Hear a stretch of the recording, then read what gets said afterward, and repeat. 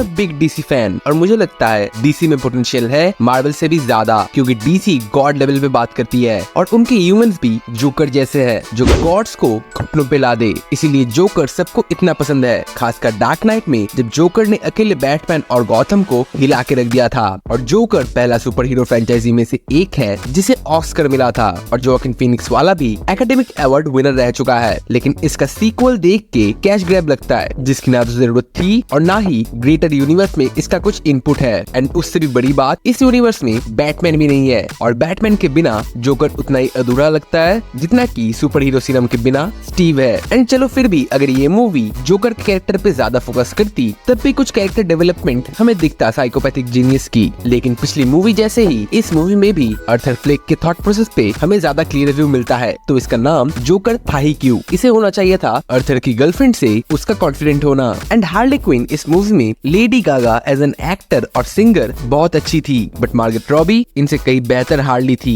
और उनका पोर्ट्रेयल भी काफी अच्छा था जो कॉमिक एक्यूरेट भी दिखता है। एंड उनको देखने के बाद हार्ले के ऊपर एक ऐसा अप्रोच थोड़ा out of the league feel होता है, जैसा कि हमें जोकर को म्यूजिकल पे नाचते हुए देखने में लगता है। और ये पहले तो मुझे काफी अलग सा फील हो रहा था एंड एज प्रॉमिस किया जा रहा था कि एक म्यूजिकल मूवी होने वाली है, लेकिन यहाँ पे मुझे फील हुआ मूवी स्पेसिफिकली म्यूजिकल पार्ट में ज्यादा मूव नहीं कर रही। फिर म्यूजिक और डांस का एक्चुअल काम क्या था, क्योंकि इस मूवी में आर्थर और ली पहले से ही रोमांटिक टेंशन में थे, तो म्यूजिकल से फायदा हुआ क्या? सिर्फ मूवी को कुछ एक्स्ट्रा सीन्स मिले जिससे मूवी खूबसूरत होनी चाहिए थी, बट उसी के लिए मूवी पहले से भी और अलग दिख रही थी। और पहले मूवी से मुझे जोआकिन फीनिक्स की परफॉर्मेंस भी थोड़ी अलग लगी। शायद उन्हें भी मूवी पे काम करने का उतना मन था नहीं, लेकिन चेक्स में जीरोस का अमाउंट उनके विल पावर से ज्यादा स्ट्रॉन्ग था। और मूवी देखते वक्त मुझे लग रहा था मूवी में हम जो पॉइंट ए से पॉइंट बी पे जा रहे हैं वो सिर्फ आर्थर और जोकर के बीच का जो डिफरेंस है कॉन्फिडेंस, उसे मिटाने की कोशिश कर रहा है। एंड ऑनेस्टली पहले जब मैंने ट्रेलर में कोर्ट रूम सीन देखा था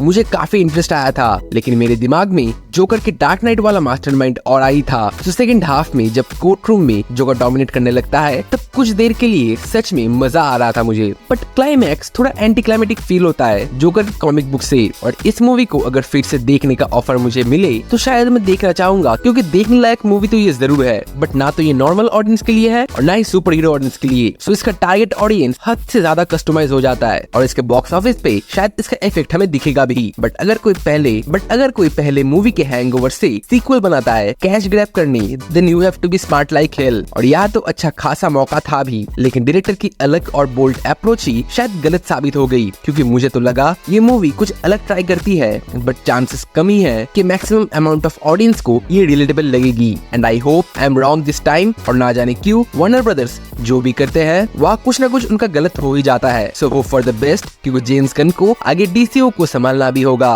और जोकर से लोगों को उम्मीद रहेगी। जो भी अगर फ्लॉप होता है तो श्योरली कोई भी प्रोडक्शन हाउस पैनिक कर जाएगा। एंड मूवी देख के मुझे कमेंट्स में बताना तुम्हें कैसी लगी, क्योंकि हर एक कमेंट को रिप्लाई देना मेरा मजबूरी नहीं मेरा प्यार है। एंड लाइक और सब्सक्राइब की बात तो तुमसे करना बेकार ही है, बट एज आई से हर मूवी या सीरीज कुछ सिखाती है हमें। So keep learning, keep growing, stay hard and me signing off. You just watched show Sen.